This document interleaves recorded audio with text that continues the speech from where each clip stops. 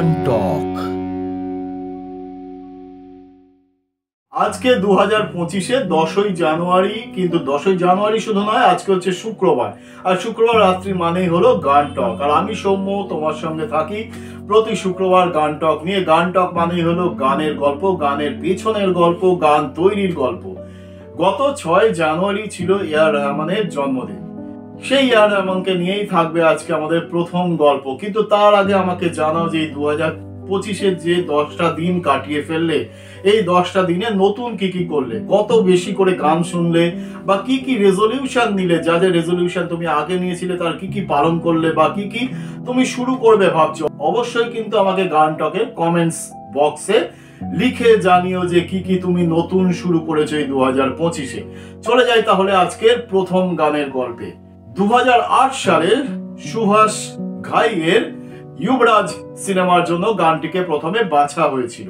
নায়ক ছিলেন জায়েদ খান, তার উপরেই পিকচারাইজেশন করার কথা ছিল এই গানটির। কিন্তু সুভাষ ঘাই রাজি হননি। তিনি বলেছিলেন গানটি বড্ড বেশি সফট হয়ে যাচ্ছে, বড্ড বেশি নরম সরম হয়ে যাচ্ছে জায়েদ খানের জন্য। সেই জন্য তিনি এই গানটিকে সেই মুহূর্তে বাতিল করে দেন। পরে স্লামডগ মিলিয়নেয়ার ছবির পরিচালক ড্যানি বয়েল ফোন করেন এআর রহমানকে এবং বলেন তার ছবির জন্য সুর করতে। তখন গুলজারের লেখা, এআর রহমানের সুর করা এই গানটি সেই ছবির জন্য বাছা হয়, স্লামডগ মিলিয়নেয়ার ছবির জন্য। গানটি লেখা হয়েছিল, গুলজার সাহেব লিখেছিলেন পাঞ্জাবি, হিন্দি এবং উর্দু 3টি ভাষার সংমিশ্রণে, 3টি ভাষাকে মিলিয়ে। তাছাড়াও এর মধ্যে সাউথ আমেরিকান একটি ল্যাঙ্গুয়েজের একটা লাইন ছিল, যেটাকে পরে এআর রহমান তার মধ্যে ইনকর্পোরেট করেছিলেন। অবশ্যই বুঝতে পারছো কোন গানটার কথা বলছি। গানটির জন্য 2009 সালে এআর রহমান অস্কার পেয়েছিলেন। জয় হো গানটার কথাই কিন্তু আমি বলছিলাম।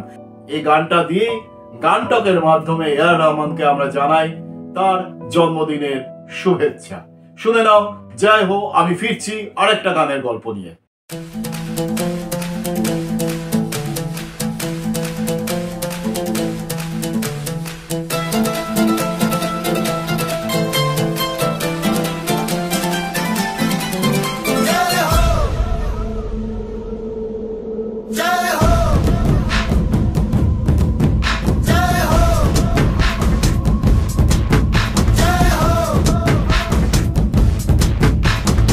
आजा आजा जिंद शामी आने के तले, आजा जरी वाले नीले आसमाने के तले। जय हो जय हो। आजा आजा जिंद शामी आने के तले, आजा जरी वाले नीले आसमाने के तले। जय हो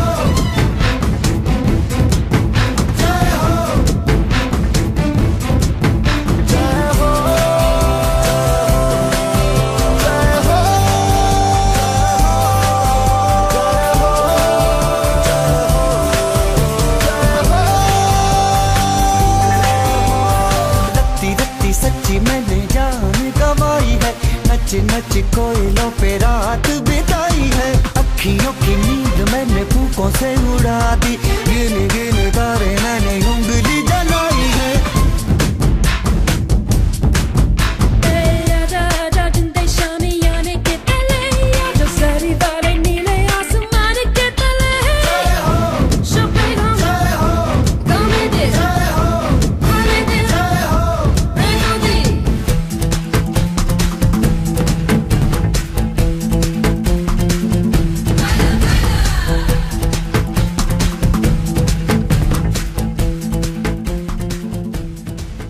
তখন ঢাকা শহরে একেবারে অনাবৃষ্টি, চারিদিক খাঁ খাঁ করছে রাস্তাঘাট, প্রায় জনশূন্য গরমে।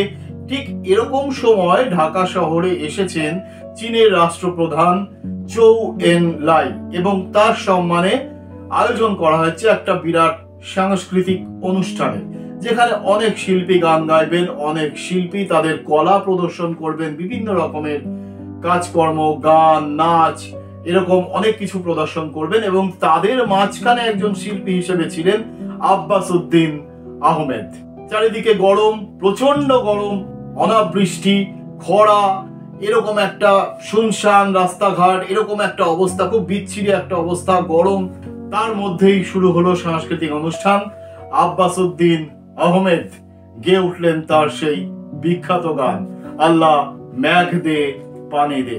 এবং অদ্ভুত ব্যাপার দেখা গেল যে তিনি গানটা শেষ করার পরেই কিন্তু চারিদিকে কাঁপিয়ে বৃষ্টি নামলো মুষলধারে, মানে যাকে বলে ক্যাটস অ্যান্ড ডগস, ঠিক এইরকম ভাবে মুষলধারে বৃষ্টির তুমুল তোড় শুরু হলো। চৌ এন লাই চীনের রাষ্ট্রপ্রধান ফিরে যাওয়ার সময় বলেছিলেন যে আমাকে এখানে যে সম্বর্ধনা দেয়া হলো, আমাকে যে সম্মান দেওয়া হলো, তার অনেক কিছুই হয়তো আমার মনে থাকবে না, কিন্তু একজন বাংলাদেশি শিল্পীর গানে যে বৃষ্টি নামতে পারে এটা আমি আজীবন মনে রাখবো। হয়তো ব্যাপারটা কাকতালীয়, কিন্তু তবু এই ঘটনার কথা কিন্তু চৌ এন লাই স্বীকার করতে ভোলেননি। তাই তোমার জন্য রইল আব্বাস উদ্দিন আহমেদের আল্লাহ মেঘ দে পানি দে। আমি সৌম্য ফিরে আসবো ঠিক পরের শুক্রবার রাত্রি 9টায় গান টক নিয়ে। অবশ্যই কিন্তু আমার চ্যানেলটাকে, কারণ আমি একা তো নই যিনি এই ভিডিও এডিট করেন, যিনি টোটাল ইউটিউবের ব্যাপারটা দেখেন, তিনি আছেন, নাম বলেছিলাম তোমাদের পিঙ্কু মন্ডল, এবং তার সঙ্গে রয়েছে আমার ক্যামেরাম্যান, আমার পুত্র উষ্ণিস। এই দুজনের জন্য অবশ্যই শুভকামনা জানিও, এবং আমরা সবাই মিলেই আবার ফিরে আসবো পরের শুক্রবার ঠিক রাত্রি 9টায়। আল্লাহ মেঘ দে, আল্লাহ মেঘ দে, আল্লাহ মেঘ দে পানি দে ছায়া দে রে তুই, আল্লাহ মেঘ দে, আল্লাহ মেঘ দে, আল্লাহ মেঘ দে, আল্লাহ মেঘ দে পানি দে ছায়া দে রে তুই, আল্লাহ মেঘ দে।